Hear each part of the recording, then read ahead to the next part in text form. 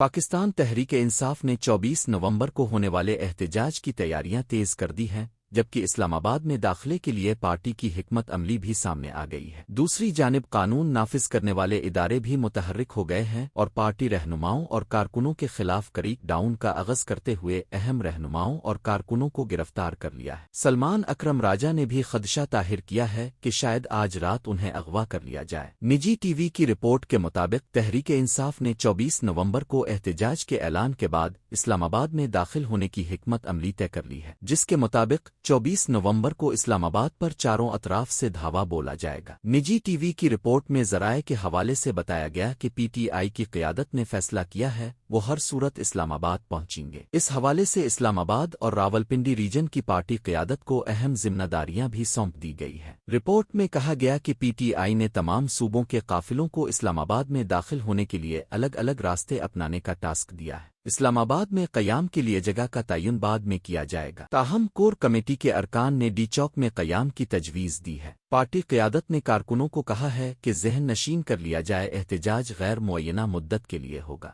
Report میں مزید بتایا گیا کہ پارٹی نے یہ بھی ہدایات جاری کی ہیں کہ کارکنان کو اپنے علاقوں سے اسلام آباد لانے کے اخراجات قومی اور صوبائی اسمبلی کے ممبران خود برداشت کریں گے۔ اگر پارٹی قیادت گرفتار ہو جاتی ہے تو پلان بی پر عمل کیا جائے گا اور ایم این ایز رہنماؤں کی گرفتاری کی صورت میں متبادل لیڈرز کی فہرست بنائی جائے گی اور پھر انہیں ٹاسک دیا جائے گا۔ دریں اثنا خیبر پختونخوا میں وزیر اعلیٰ کے مشیر برائے اطلاعات بیرسٹر سیف نے اعلان کیا کہ 24 نومبر کا احتجاج منصوبہ بندی کے مطابق جاری رہے گا اور انہوں نے اسٹیبلشمنٹ کے ساتھ کسی بھی معاہدے کے بارے میں کسی بھی قیاس آرائی کو مسترد کر دیا ہے۔ بیرسٹر سیف نے کہا ہے کہ یہ مزاحمت کا وقت ہے۔ پی ٹی آئی کے بانی نے واضح ہدایت کی ہے کہ مطالبات پورے کیے جائیں۔ انہوں نے مزید کہا کہ وزیر اعلیٰ خیبر پختونخوا علی امین گنڈاپور کی زیر نگرانی تیاریاں زور و شور سے جاری ہیں۔ گزشتہ 3 روز کے دوران MNAs, MPAs اور تنظیمی رہنماؤں کے ساتھ ملاقاتیں اور مشاورت کی گئی۔ بیرسٹر سیف نے عمران خان کی اہلیہ اور سابق خاتون اول بشر بی بی کا بھی دفاع کرتے ہوئے انہیں پاکستان کی باعزت شہری قرار دیا اور کہا کہ وہ عملی سیاست میں شریک نہیں ہے۔ انہوں نے احتجاج کے لیے صوبائی مشینری کے استعمال کے الزامات کی بھی تردید کی اور کہا کہ پچھلی ریلی میں ریسکیو 1122